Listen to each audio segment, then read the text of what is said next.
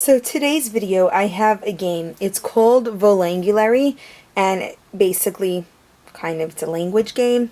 Gives it away over here, but before I get started, I just want to tell you, number one, this is by far one of the most brilliant games I have ever tested as far as the language and learning capacity. And number two, if you have not subscribed to my channel, well, you must do so now, because not only will you get to see more amazing games like Volangulary, but oh my gosh, let's let the learning continue, and here we go. So let's just move the box out of the way, and here we have the board. I actually put the board upside down because I want to show you a little bit of something. So this is the advanced board. So as you could see, right over here you have two levels of play. You have the junior and you have the advanced. The advanced board, the really only difference is the tasks. You could see you can move ahead 5, you can move ahead 3, you double your number. And so we're going to start on start. So first everyone picks a piece, you start on start. Really easy, really simple. But that's not only it. Regardless if you're playing junior or not junior, check this out.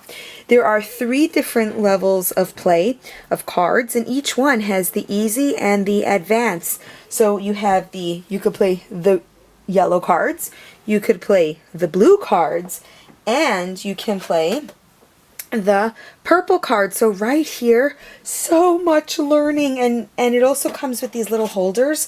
Like, I'm going to show you these little holders here. So again, you can actually customize it for the kids. You can have everyone playing 1 card, you can have everyone playing 2 cards or 3, and right here you actually get to track it. So level 2, let's just pick I want to show you the different levels here. But even in the levels, they're actually tracked a little bit, so totally cool. So it says here, here's the option. Now, a zebra. Oop, let me just focus in a little bit so you can see better. So you may choose to, tell the child what is a zebra. Now, again, this really depends on who you're playing with. I happen to play a lot with special education. So for me, I may at first start, zebra, is it a verb or a noun? Oh, it's a noun. So that may be the first level of play. Or you could say, make a sentence, and here it says zebras are afraid of lions, and the kids have to try to guess the language. Or you could use it as reading comprehension. I have kids who I know they know how to read, and I think they're quite brilliant in my opinion, but they don't want to read the card. So I may use this game for them as like, just read this sentence and then you can go ahead. Or the harder level is a wild horse with a black and white striped body. Now the child, what's black and white stripe? Is it a leopard? No, a leopard's got spots. Is it? And keep going. They have to critically think in their head, oh, it's a zebra. And I want to show you another card. Just here we have the blue one. Oh, here we have wanton, adjective. At the reception, she was dressed like a lady, but her behavior was very wanton.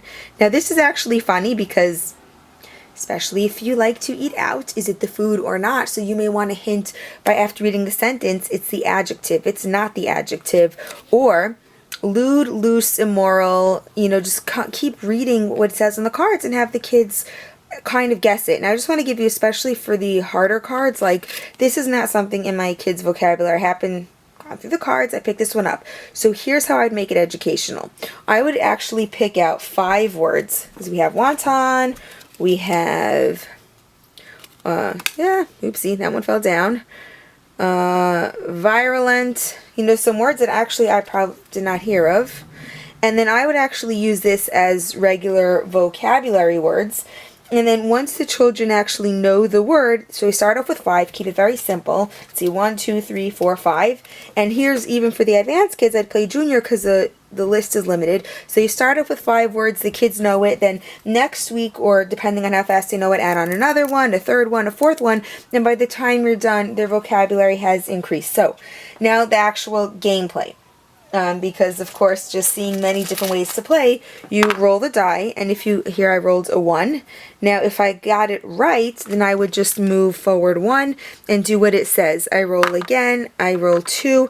Now what if I roll 2 and I get it wrong? Well, I actually have to move back 2, and I actually like this moving forward and back, because as you could see here, there's not so many, the game is nice and big, but you know, if you play especially with two players, you want to kind of not go through the cards in like one turn. So this kind of keeps the gameplay along, and especially you have move ahead 5, you know, skip a turn. You have these things kind of stopping you along the way, you know, double your dice here, your roll, and just the fact that I can move forward and back even if you think you're winning, well, you're not winning. In addition, if you don't know it, you can actually pass it. So for me, I'm so happy to have this game because I'm actually going to start with the purple cards. Let's say I didn't know what enunciate is. It happens to have been, this is our kids' vocabulary word this week, but if I didn't know what enunciate means and I put it in the pass, and someone else can actually call the card by using their, so you could pass. I want to show you. There's actually pass cards. So you're not just passing, you have to actually pass the card. And if you use up your pass cards, you can't pass it. And you also, best rule ever, you cannot pass more than 3 turns in a row. So it might actually be better to guess and go back than to actually pass. But anyway, if I know the word enunciate, I may say, oh, enunciate, you roll 2. Well, then I get to move 2, and now I actually surpass you in the game. So, I mean, I can keep going on and on how I use this game. Volangulary. Let's review their rules, then we'll review my rules.